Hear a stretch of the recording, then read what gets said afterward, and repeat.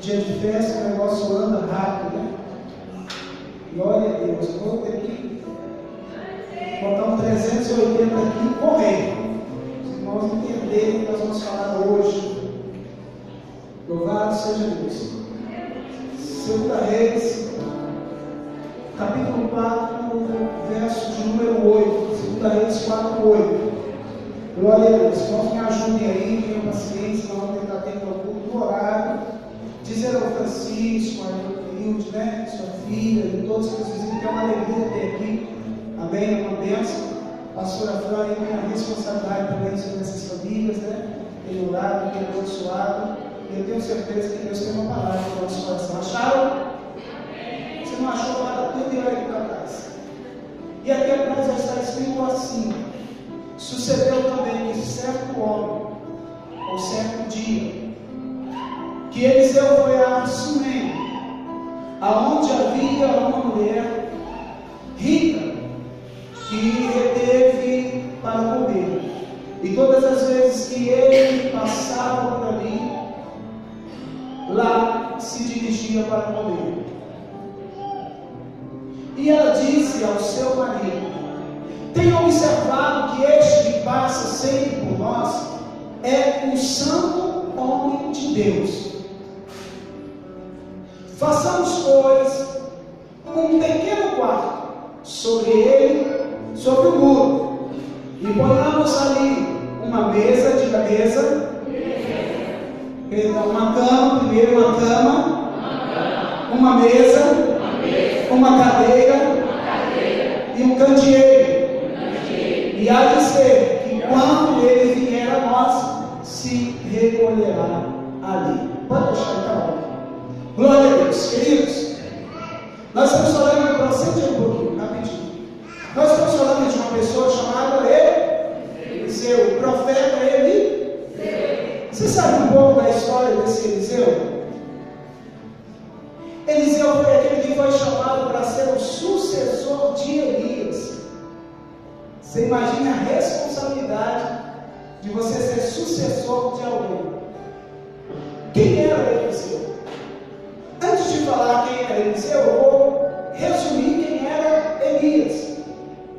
Elias era um profeta do qual Deus escolheu. E ele tinha tanta autoridade que ele, uma certa feita, ele pediu para que não chovesse. E Deus assim fez. Elias disse: segundo a minha palavra, não vai chover. Imagine que ele está aqui em comandar o céu. A que glória!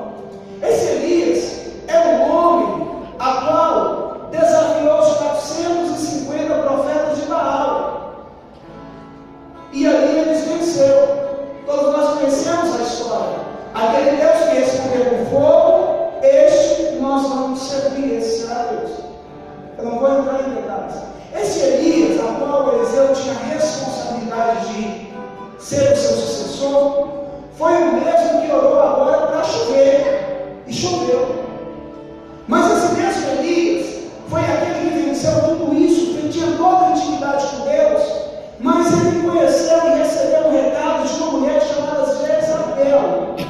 Jezabel disse assim, falando para os profetas, e falou: avisa para Elias que, da mesma forma que sucedeu dele matar os meus 850 profetas, eu também vou fazer assim com ele.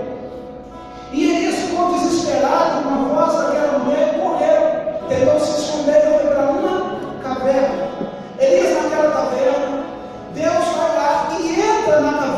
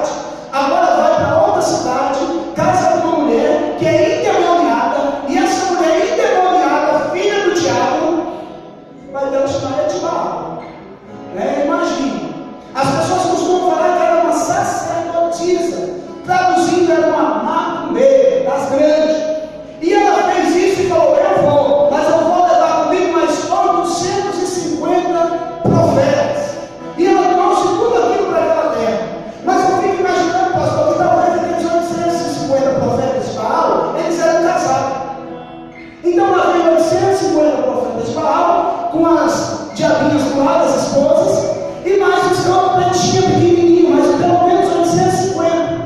Imagine como aquele rei, aquele profeta, aquele rei, leva tudo isso para dentro do seu reinado. O negócio fica feio.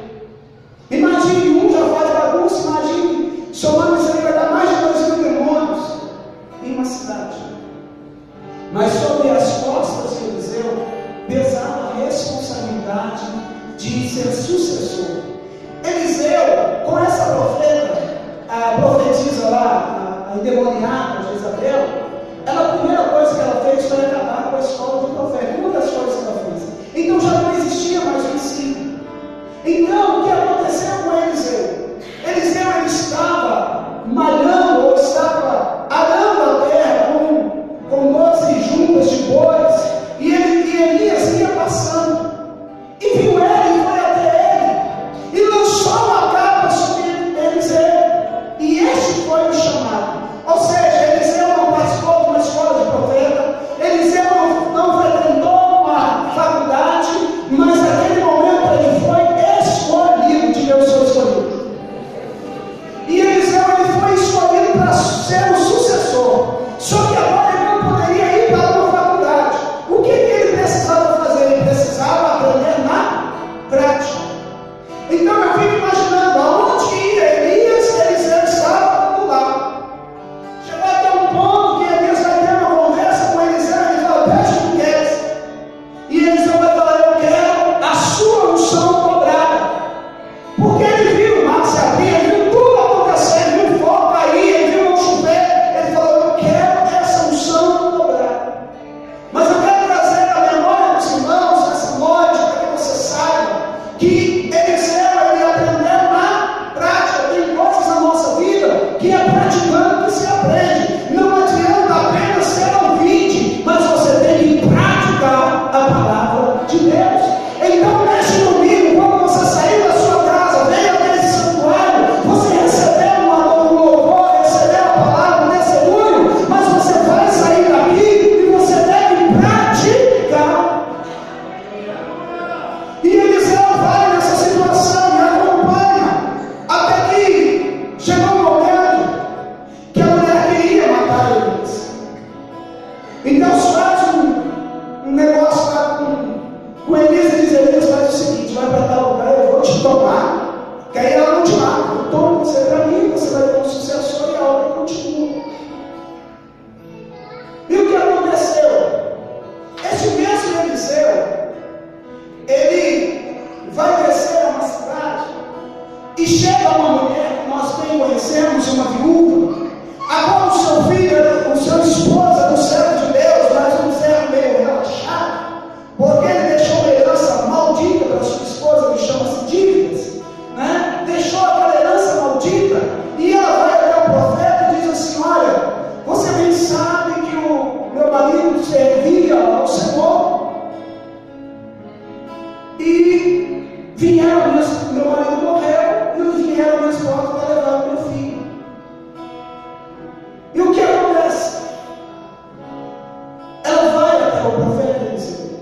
E Eliseu tem um diálogo com aquela mulher e pergunta: mulher, o que você tem em casa?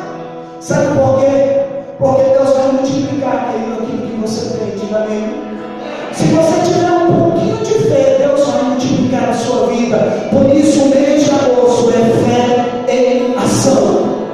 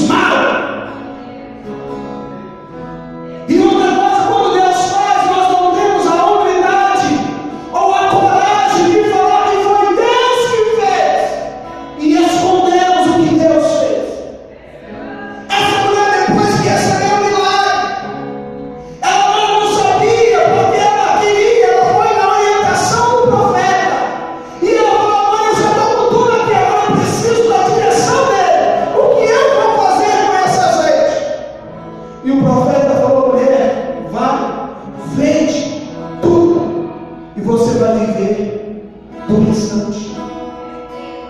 E houve essa multiplicação. Aquela mulher que agora chegou diante do profeta desesperado, eu fico imaginando ela voltando, sorrindo. Eu tenho uma palavra de Deus para você.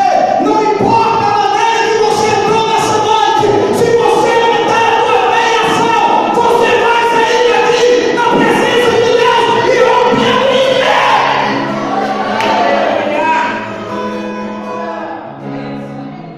E aí agora existe uma mulher rica que observava Eliseu passando. Agora nós entramos na história.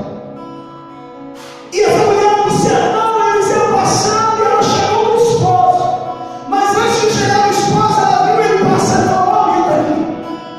Sabe por quê? Quando as coisas se concentram na nossa casa, nós temos que valorizar aquilo que Deus nos deu. Parentes, porque muitas vezes nós amaldiçoamos o que Deus nos deu. Essa cama não perde, não tem um chão, filhos. Eu não vou falar mais detalhe. Essa gororoba passa fome, filhinho, come. Minha mãe é a tua mãe, então ela vai morrer. Nós reclamamos, nós não agradecemos, queridos. Mas o que aconteceu? Essa mulher vê, mulher visionária, diga mulher visionária. Ela veio mais à frente. Por isso, homens, olha para mim. As mulheres falaram: não, não. Olha para mim. Quando a tua mulher fala: não faz, não faz. Tu vai quebrar a casa. Quem já teve essa experiência? Não, os homens. Os homens já tiveram essa experiência. Não faz. Aí tu vai lá, faz e quebra a casa. Mulher visionária. Tem horas que o negócio meio doido, né? Isso meio lá, mas é mulher. Deus mandou a gente, sabe, fugir da aparência humana. Então, se ela dá, foge. Mas ela é visionária. Ela consegue enxergar onde é mais razão, o negócio da explosão, da educação. Mulher, calma, amor. Você já pensou, você pensou, não, isso aí é uma luta, é uma vida. Aí você pegou, não podia ter vontade, né? E o pior é para mim aqui agora. Sabe o que eu tenho duro de um homem? É ele não reconhecer o seu erro, voltar aonde errou e pedir perdão. Isso é ruim, querido. Porque a mulher está lá, ela está só esperando. Vai, ela só faz isso. Não vai outra. Só esperando. Pede perdão. O camarada chega, entra como se nada tivesse acontecido. E acha que a vida está boa. E a mulher só está aguardando. Pense. Na hora que ela solta Jesus, amado. Parece que joga a gente na cruz, mata. Mas é mulher, a gente não vive isso, Deus. Mas é visionária. E essa mulher aqui, ela era rica, pastor. Ela não precisava disso. Mas a visão dela era meio no alcance. Ela falou: todas as vezes eu vejo esse santo homem de Deus passando aqui. Vamos lá no muro, vamos fazer um cômodo para ele. E vamos fazer, porque quando ele passar, ele vai poder dormir aqui. E homem afogado nesse povo, viu? Deu um olhinho para ele, deu um cafezinho e está lá. Toda vez que ele passa, ela vai dizer: eu já precisa da café da manhã, vou lanchar, vou comer. E ele observou, e assim ele fez. E Eliseu, com o seu Geazi, o seu moço, começa a conversar ali, ele repousou e falou: Geazi, pergunta para essa mulher se falta alguma coisa para ela. Pergunta para ela se tem alguma coisa que falta, porque aí nós vamos fazer, nós vamos rogar a Deus e Deus vai abençoar. E a mulher não faltava nada, ela era rica. Mas Geazi observou que na casa daquela mulher faltava uma alegria, faltavam filhos, faltavam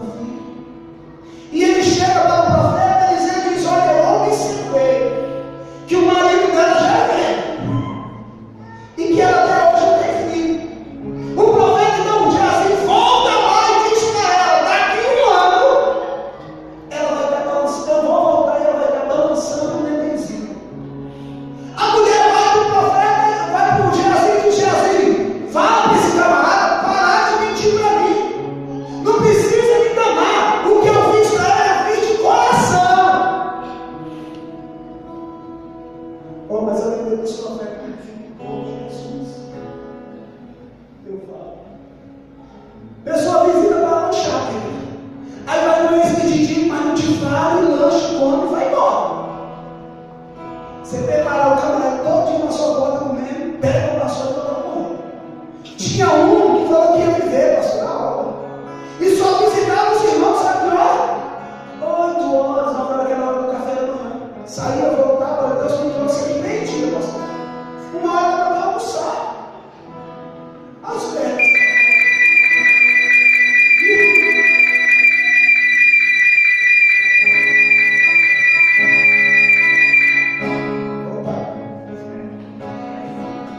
Tem profeta para correr.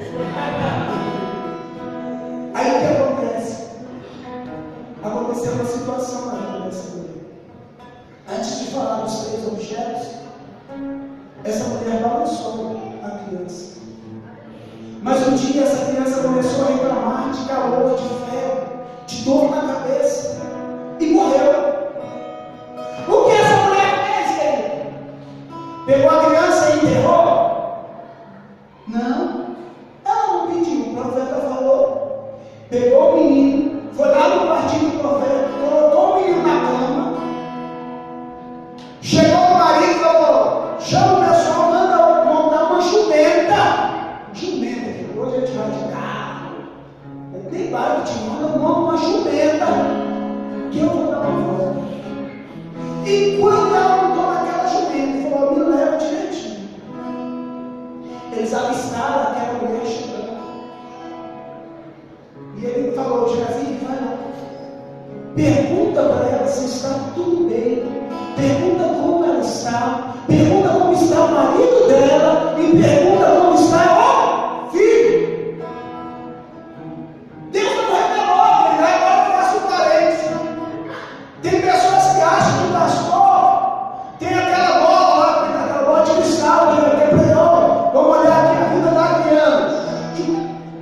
A Adriana agora está entrando no supermercado, leão. Deus não faz isso, queridos. Prova essa que me alega que o profeta Eliseu, Deus não falou para aquele homem que o filho daquela mulher estava morto. Isso eu aprendo, querido. Se você tem necessidade, acabou que fala. E o que aconteceu, queridos? A mulher chega e vai ter um arranca-rabo. Eu te digo, filho, eu te falei para você não enganar. O filho morreu. E Eliseu, com 4 horas, falou para o servo dele, lá para o moço, pega aqui minha túnica, vai lá, coloca sobre o rosto dele, e ele vai viver. Sabe o que a mulher disse? Eu não saio daqui se você não for comigo. Sabe o que aconteceu? Geazi no ardente, chegou lá, pegou, jogou sobre o rosto do menino, não aconteceu nada. Voltou no meio do caminho e falou: não aconteceu nada. Foi preciso o profeta Eliseu chegar naquela casa para mudar a história. Eliseu chegou, foi ao quarto onde estava o menino, subiu, orou por ele, abençoou a vida daquela criança, voltou, deitou sobre ele, soprou, e o menino voltou a viver. E quando ele voltou a viver, ele entregou para a sua mãe. O que nós aprendemos com isso, queridos? Tudo o que Deus prometeu vai acontecer na sua vida. Coloque a sua fé em ação. Agora vamos falar de 3 objetos. Eu vou nem falar dos 4: da cama, da mesa e da cadeira. O que isso simboliza para nós hoje? Uma cama, lugar de descanso. O profeta passado foi para a cama descansar. Só que muitas vezes a nossa cama não tem sido lugar de descanso, tem sido lugar de reclamação. O profeta diz: olha, quando eu creio, o salmista, quando eu creio, logo durmo, e o Senhor é ó.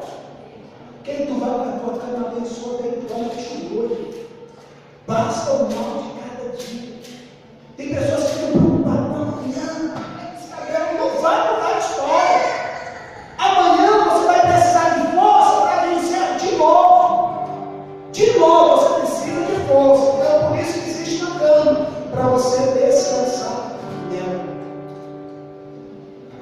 Porque nenhuma preocupação que nós tivermos, por mais exagerada que for, ela não vai mudar isso. Ela não vai mudar o curso da nossa vida. É necessário passar, mas confie em Deus. Com certeza Deus vai trazer sobre nós a vitória que nós precisamos.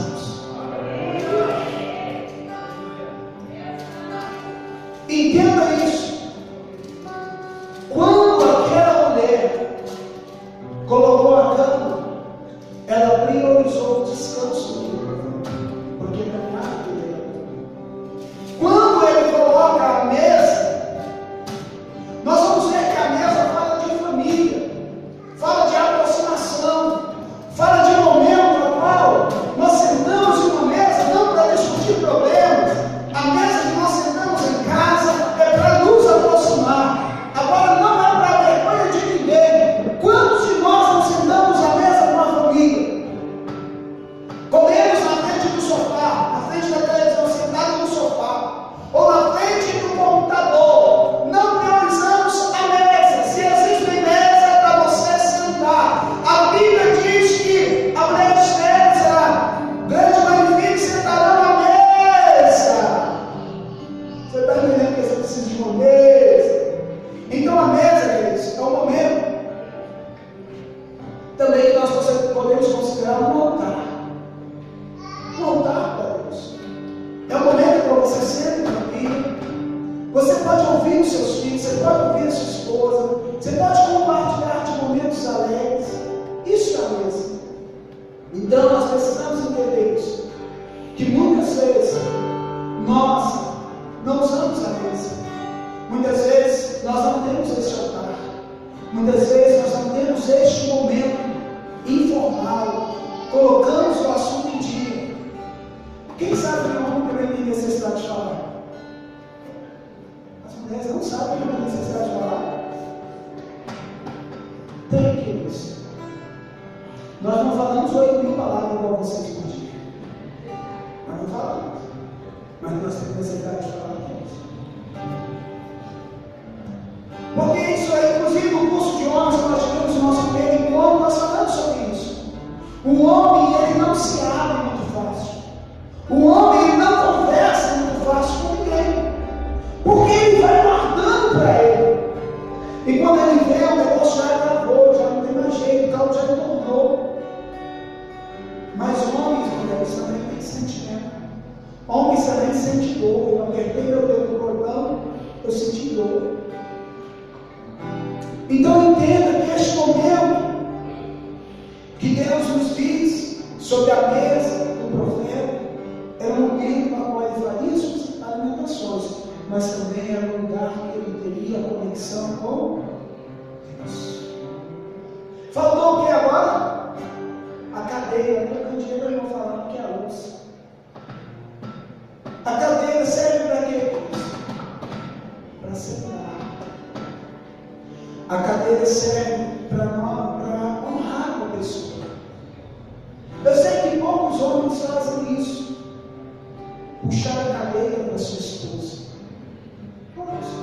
Eu estou te honrando, minha esposa. Nem mulher puxa a cadeira para homem mais. Se puxar, ela puxa assim na cadeira. Mas cadeira fala disso. De lugar de honra, de honrar. Sabe, quando nós puxamos a cadeira para alguém, nós temos que dizer: por favor, eu quero te honrar.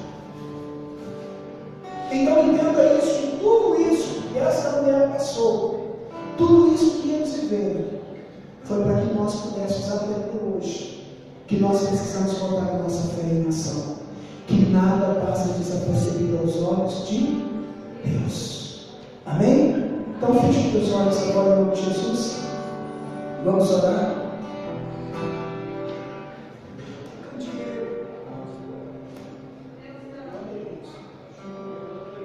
O candeeiro serve para iluminar. A Bíblia diz que em Salmos que luz para os meus olhos é a tua palavra. Eu gostaria que você fechasse os seus olhos Eu não sei como você andou aqui nessa noite. Eu não sei se você tem tido este descanso. Eu não sei se você tem tido essa mesa, esse altar, esse lugar informal. Eu não sei se você tem sido honrado. Eu não sei se você tem sido usado como luz para outras vidas. Mas nessa noite eu profetizo sobre essa igreja, sobre as nossas vidas, que nós vamos colocar a nossa fé em ação, e o sobrenatural de Deus vai acontecer. Aquilo que estava morto, talvez aos nossos olhos físicos, Deus falou que vai acontecer, e aos nossos olhos nós não conseguimos enxergar. Eu quero profetizar nessa noite que o mesmo Deus que foi na vida de Eliseu, que fez este milagre, vai fazer milagre na minha e na sua vida. Se coloque sobre os seus pés agora, em nome de Jesus.